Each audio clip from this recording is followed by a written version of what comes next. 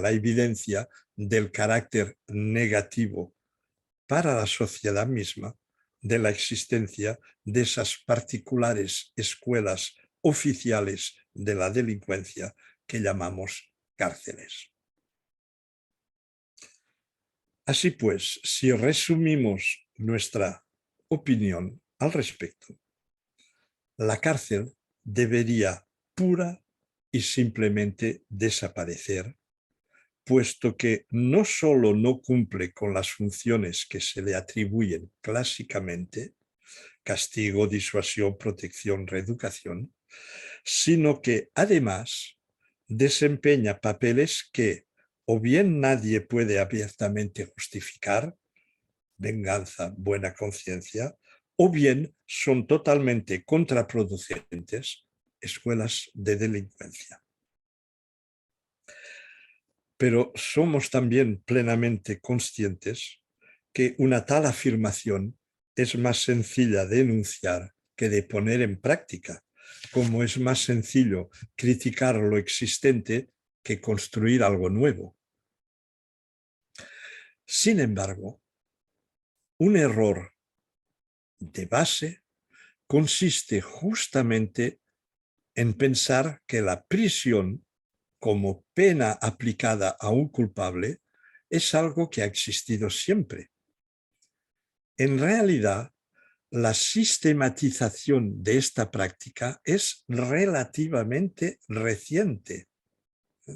Como lo recuerda David en 1979, del que ya he hablado, abro la citación, es cierto que la gente siente una especie de vértigo imaginando una sociedad sin enclaves carcelarios.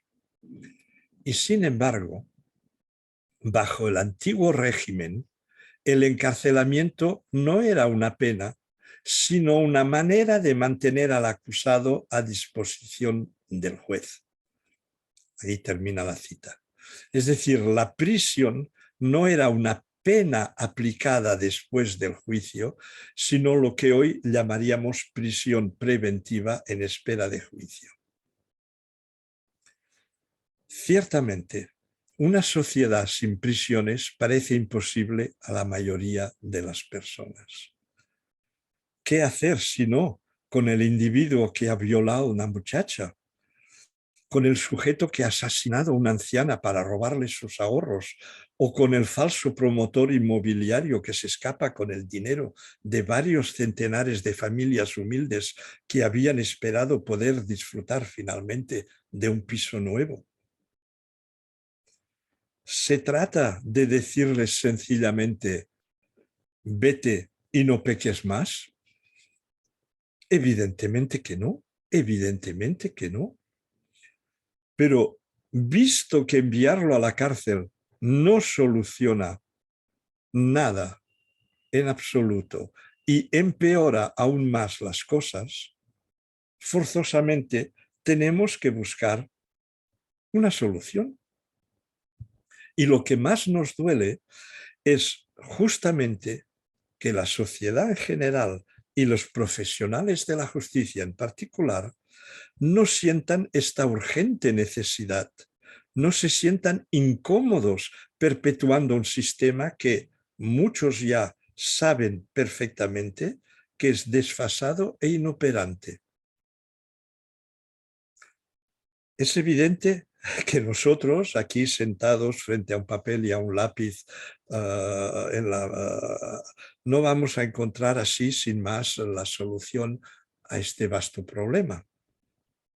A lo sumo, podemos intentar dar algunas pistas, apuntar a algunas direcciones que a nuestro entender podrían ser de utilidad. Pero ¿para cuándo una conversación de juristas, psicólogos, sociólogos debatiendo a fondo de todos estos problemas? ¿Cuándo comenzaremos a sensibilizar la opinión pública mediante debates, artículos en la prensa, etcétera, etcétera? ¿Cuándo los políticos dejarán de hacer promesas preelectorales y pasarán a elaborar proyectos de leyes concretos, modificando el estado actual de las cosas? de todo ello deberían salir soluciones, en plural, soluciones, y no de la pluma de un francotirador solitario.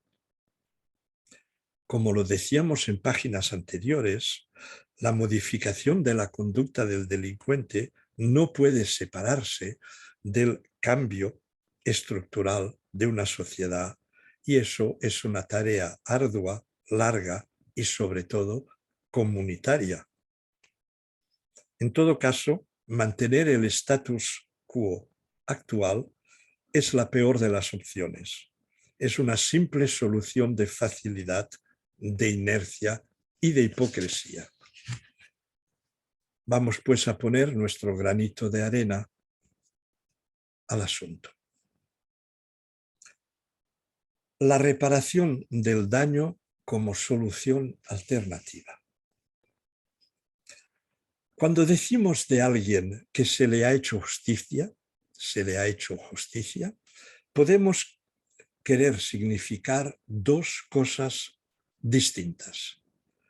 Que un culpable ha sido condenado, ajusticiado, o bien que la víctima ha obtenido reparación, ha obtenido justicia. Son dos cosas totalmente distintas. La primera no implica en absoluto la segunda, puesto que castigar a un culpable no repara el daño causado a la víctima. A lo sumo, añade a la pena de la víctima la pena del culpable, en el doble sentido de la palabra pena, que aquí se revela altamente significativo. La pena de la víctima y la pena del culpable. Vemos que la palabra pena no tiene la misma significación. Y vemos también que detrás de eso se ve la ley del talión, igualar las dos penas.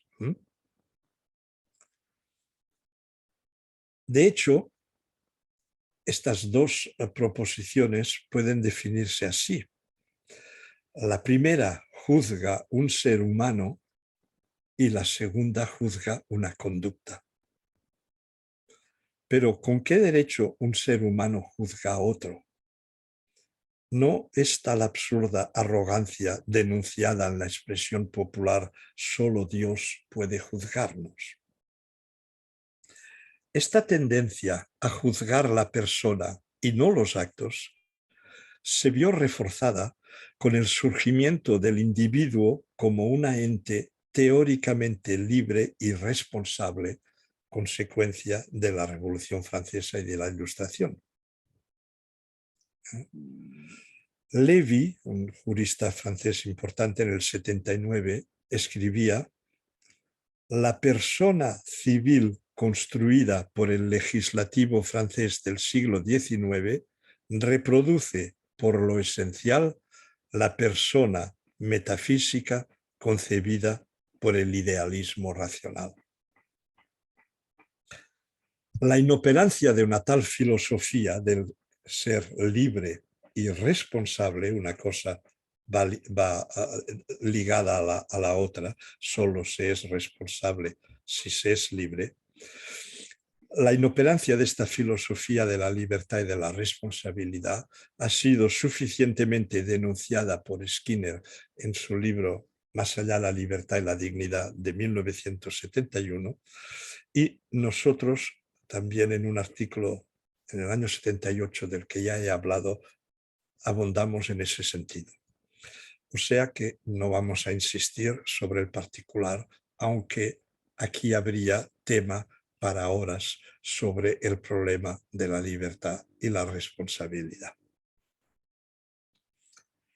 Pero las consecuencias de esta ideología siguen, desgraciadamente, haciéndose notar. En efecto, el sistema penal, y vuelvo a citar a David, al reconocer que la voluntad, consecuencia de la libertad, se sitúa a la base del crimen, establece un lazo lógico entre la falta y la sanción, el pecado y la expiación.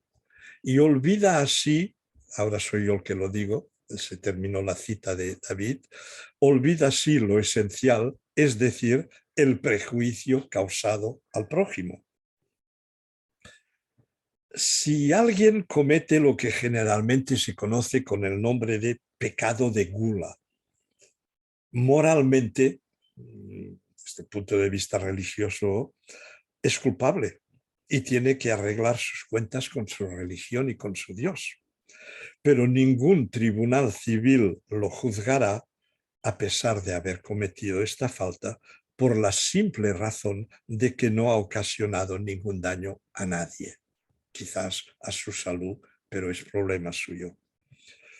En este ejemplo, podemos ver claramente que la vocación de la justicia no es en absoluto juzgar a un individuo. Para ello, Dios, la Inquisición, el tribunal rabínico o islámico ya, o la conciencia, ya se cuidan de ello, sino ocuparse de las conductas que causan daño a los demás. En tal caso, el acento no debería ponerse en castigar al culpable, sino en reparar el daño causado a la víctima. Digo el acento. Cuando un conductor, cometiendo una infracción al código de la circulación, provoca un accidente, se maximiza el aspecto de la reparación de los daños causados y se minimiza el castigo de la falta. Que el perjuicio causado sea reparado no es en el fondo lo más importante. ¿No es ese el sentido profundo de justicia? Todo lo demás no es sino venganza o falsas esperanzas de disuasión. Así, alguien que ha robado podría ser condenado a restituir la suma en un plazo proporcional a la cantidad robada y a las posibilidades económicas del sujeto. Y para que la víctima no tenga que esperar 10 años para recuperar su bien, un banco podría adelantar la cantidad y cobrarle luego al condenado mensualidades, incluyendo los intereses, como en el caso de un crédito cualquiera, de un préstamo cualquiera. Vale, de acuerdo, los bienes materiales pueden restituirse, pueden repararse, pero ¿cómo pueden reparar los golpes, una violación, un asesinato? En efecto, nada puede reemplazar una vida arrebatada, ni una vejación sufrida. Pues bien, si nada puede restituir dicho tipo de prejuicio, ¿por qué la prisión? ¿Por pura venganza? En este caso, la justicia se rebaja a un nivel que el criminal. ¿Por qué no disponer de algo mejor? Hagamos un esfuerzo de imaginación y, ¿por qué no?, de investigación, porque además de todos los cambios a nivel de sociedad y a nivel de modificación de la conducta individual del criminal por los que ya nos hemos pronunciado, ¿por qué no condenar al culpable a realizar una serie de conductas socialmente útiles y lo más relacionadas posibles con su delito? Así, por ejemplo, el sujeto que ha asesinado a una anciana para robarle sus ahorros podría ser condenado a pasar un cierto número de horas diarias y parte de los fines de semana al servicio de los ancianos del barrio, haciéndole los recados, organizándole actividades recreativas, etc. Evidentemente que esto no devolvería la vida a la difunta, pero la prisión tampoco. Y en todo caso, su acción en el barrio sería más útil socialmente y personalmente que picar piedra o plegar cartones en un establecimiento penitenciario. Posiblemente esta perspectiva parecerá utópica a un buen número de ustedes. Por nuestra parte, confesamos que preferimos la utopía a cruzarnos de brazos. Miguel Unamuno decía que solo quienes persiguen utopías consiguen imposibles o algo así por el estilo, cito de cabeza. ¿Acaso no parecía utópico durante siglos y siglos la abolición de la esclavitud? Imagínense si a un griego le dijesen que, o a un egipto, que había que abolir los esclavos y pagarles un sueldo. Se hubiese caído la sociedad porque estaba basada en el esclavaje, formaba parte de la organización social, económica y política, y sin ella no podía funcionar. Y hubiese una persona que hubiese en aquel momento abogado por la abolición del esclavaje, les hubiese parecido una utopía tan enorme como la que yo estoy proponiendo. Pero, repito, este artículo no pretende revelar la solución de un tan complejo problema, solamente sacudir una gran dosis de inercia y de conservadurismo que caracteriza a todo el aparato judicial para que, al fin, algo empiece a cambiar. Como lo señala David en el 1979, fundar la legitimidad de la justicia sobre la reparación del daño y no sobre la pretendida virtud expiatoria de la pena en el doble sentido de la palabra, supondría una nueva ética que separaría definitivamente el derecho de la subjetividad, es decir, la respuesta emotiva de venganza, y no se ocuparía más que de la utilidad real para la víctima sobre todo, pero también para el culpable, de la sentencia pronunciada. Y esto supondría también, entre otras cosas, haber evolucionado desde la pena de muerte hasta la muerte de la prisión. Muchas gracias por su atención. Aplaudir. Bueno, muchísimas gracias por la aportación y por el legado, ¿no?, que puede dejar en buenas manos, ¿no? En manos que sepan reconectar esto y poner soluciones en base a un modelo, ¿no?, que ha demostrado su eficacia en otra serie de condiciones clínicas, experimentales y demás. Yo tengo algunas consideraciones que pueden resultar de utilidad para nuestra comunidad. Sobre todo, a mí me interesa el hecho de, bueno, como dato anecdótico, yo he trabajado en algún centro de menor y cuando yo trataba de proponer algún cambio en las contingencias, los propios directores me decían: los adolescentes ya están perdidos, esto es una solución, ¿no?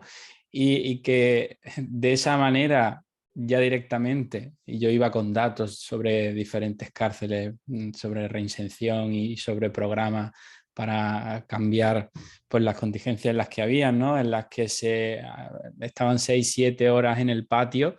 Un adolescente durante 6 horas en un patio no se le puede ocurrir nada bueno, sobre todo dentro de ese caldo de cultivo en el que entre ellos se retroalimentaban y era normal que, bueno, aparecieran algunas conductas.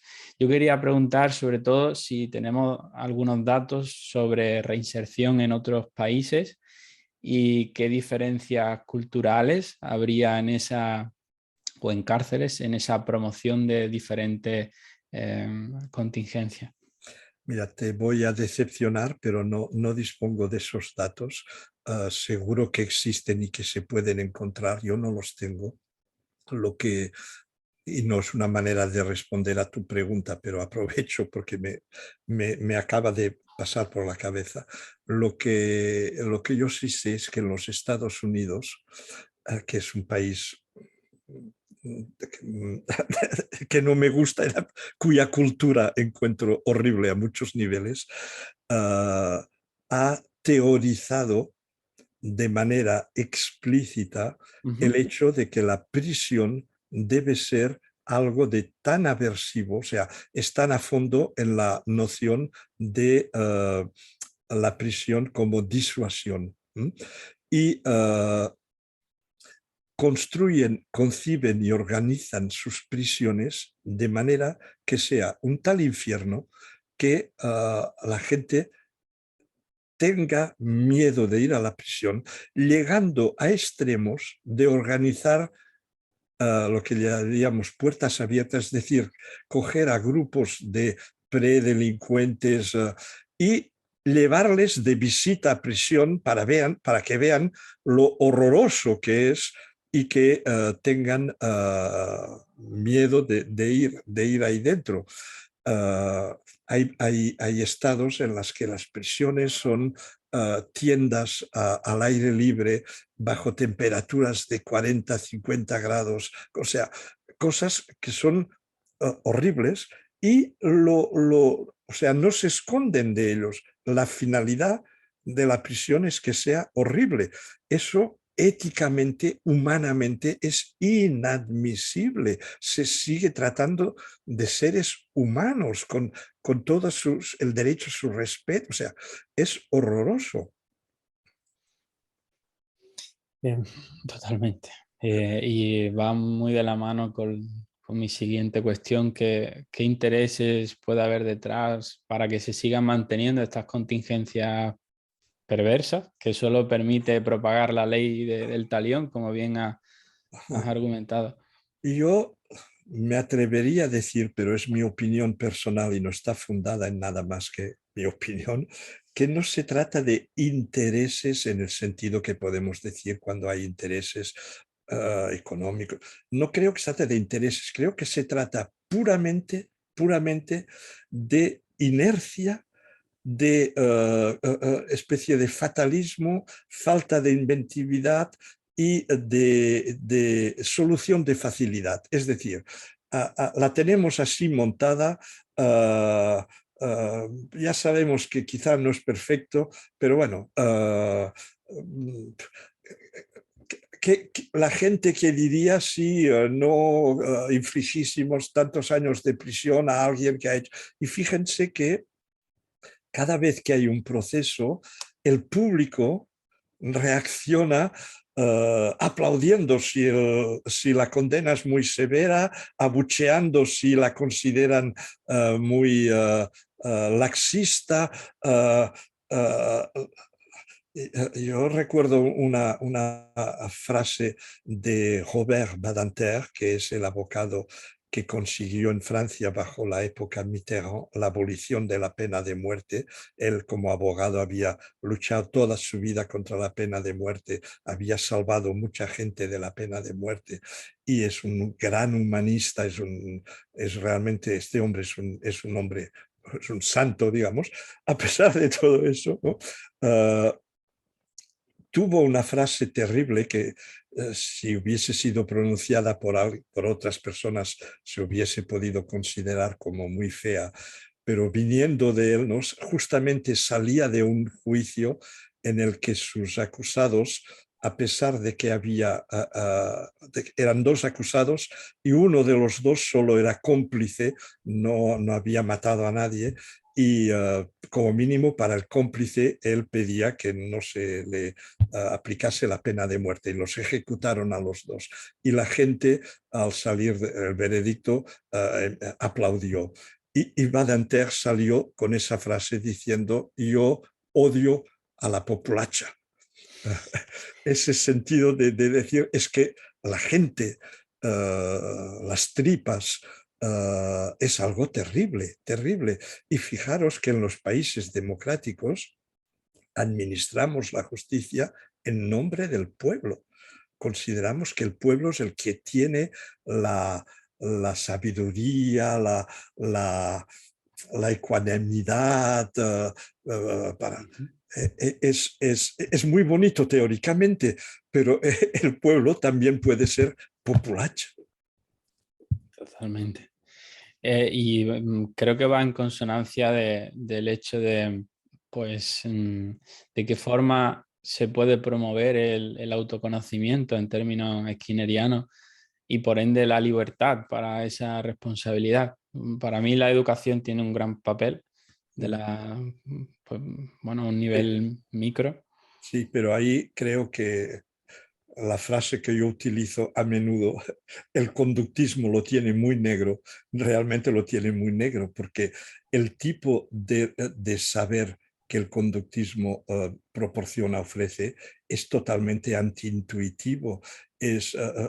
Tú explica a la gente que no somos libres, que es inaceptable así a primera vista. Hace falta mucha argumentación, mucha lectura, hace falta unas contingencias muy variadas y muy extendidas en el tiempo para conseguir una modificación de esta concepción que tenemos. Y yo no veo en absoluto que sea que esté al orden del día. Por desgracia, por desgracia, por desgracia. ¿Y hay alguna forma en la que se puedan modificar las contingencias para promover un pelín de libertad? Y ahora te preguntaré, me atreveré a preguntarte si consideras que en tu trayectoria has sido libre en la medida de que has tenido las riendas de determinadas acciones dentro de lo que Ah. implica, ¿no? Como decía Hume, la libertad está en reconocer qué contingencias son las que hay y de qué manera yo puedo moverlas en determinado sentido. Mira, yo de verdad que tengo la impresión de que mi vida ha sido un conjunto de, de suertes, iba a decir. Si ahora pudiese volver Perdona, que un conductista diga suerte. claro que evidentemente la palabra está muy mal. Quería decir por ello que yo creo que no he decidido cosas. Me he encontrado en circunstancias, en algunos casos que han sido muy favorables, en otras menos, sin que yo haya querido llegar a ellas o evitarlas. Uh, o sea, si cuando yo marché de España con mis 24 añitos para ir a hacer mi doctorado en Francia, me hubiese imaginado o hubiese podido saber las dificultades enormes que podía tener yo para acabar instalándome en Francia, es que nunca me hubiese dicho la probabilidad de que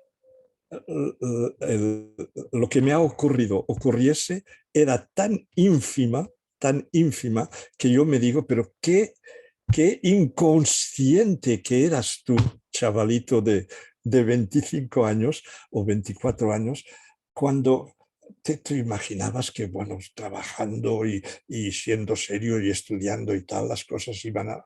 Pero ¿qué va? Si la cantidad de, con todas las comillas que quieras, casualidades, azares, que son conceptos que evidentemente tengo incluso escritas páginas muy duras sobre estos conceptos, pero ahora estamos hablando así de manera coloquial para entendernos, Ujú. que me llegaron, que me han llegado a que terminase mi carrera como catedrático en Francia, es que creo que la probabilidad era menor que la de ganar a la lotería, de verdad.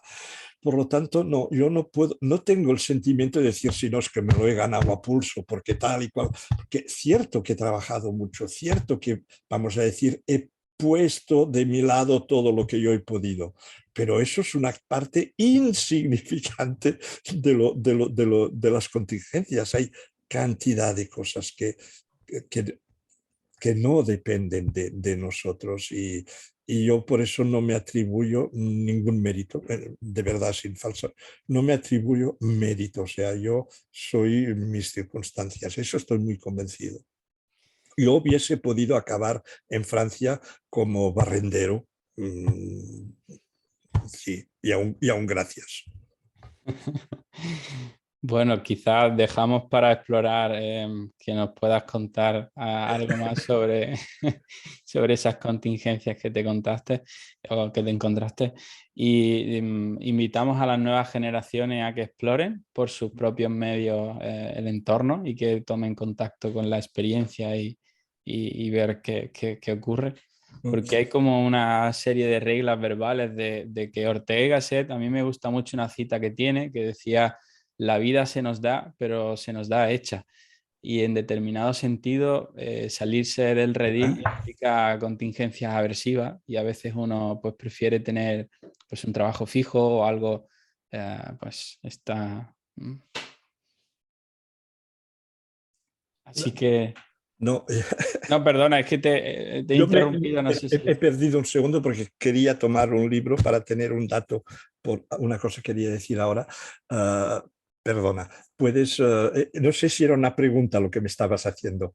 Sí, bueno, era una pregunta abierta, retórica o invitar a la reflexión, porque hay veces que hay los psicólogos nobles que están empezando y nos preguntan, ¿qué consejo me darías? ¿No? Y eso es algo muy complejo, ¿no? Muy Pero complejo.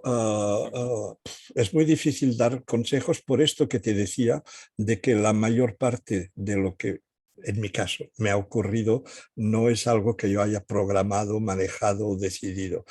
Ah, yo lo que diría es que hay condiciones necesarias, lo cual no quiere decir que sean suficientes, pero son necesarias. ¿Qué es? Trabajar, estudiar, leer, discutir, reflexionar, ser paciente, tenaz, persistente, no desanimarse, volver a la carga, venga y dale. Todo eso para mí es indispensable, pero no es seguro que con todo eso te salgas con la tuya. Puede ser muy bien que a pesar de todo eso no te vaya bien. Yo lo que diría es que si no hay esa seriedad, entonces las probabilidades aún son menores. Eso es lo que yo diría. Ah, curiosidad, tenacidad, trabajo, esfuerzo, bueno, valores de otras épocas. Oye, mira, yo antes, por eso me he levantado a coger, antes de terminar, me permitiría hacer una pequeña publicidad que no es para mí, en el sentido de que muchas de las cosas que he dicho que pueden ver en tal artículo o tal, o sobre eso habría mucho que decir, sobre eso tengo escrito o tal, van a salir publicadas en un libro de la editorial Sada Ediciones que dirige nuestro amigo Miguel. Miguel Valenzuela. Ujú. Y lo hago por ellos, porque son ellos los que tendrán, supongo yo, el gasto, no para ponerme a mí por delante. Es un libro que recoge 15 o 16 artículos o conferencias mías y que puede, para esta gente joven que dices tú que tal, puede serle útil tener esos papeles. Va a salir, creo, en octubre o algo así, las ediciones Sara. El título va a ser ¿Cómo puede uno ser conductista hoy en día? Y el subtítulo es Algunos malentendidos del conductismo. Y lo cito, repito, no para hacerme publicidad de mí, porque yo ya estoy en el formol y ya no, sino para recompensar el esfuerzo que ha hecho esta editora y Miguel para sacar ese libro. Me gustaría pues que no perdiesen ellos dinero y que hubiese gente que lo comprase. Repito, no por mí, de verdad, a mí me es igual, o sea, yo seguiré mi vida igual. Vale, pues sí, de hecho Miguel es compañero, amigo y de aquí pues también invitamos a esa lectura que seguro que es muy útil y provechosa para seguir tratando de continuar ese legado que en algún momento iniciaste y ojalá podamos vernos en otra situación, sobre todo en un plano social, que pueda haber una enmienda como ya pues se abolieron diferentes, como la esclavitud y demás, que hasta entonces era algo impensable.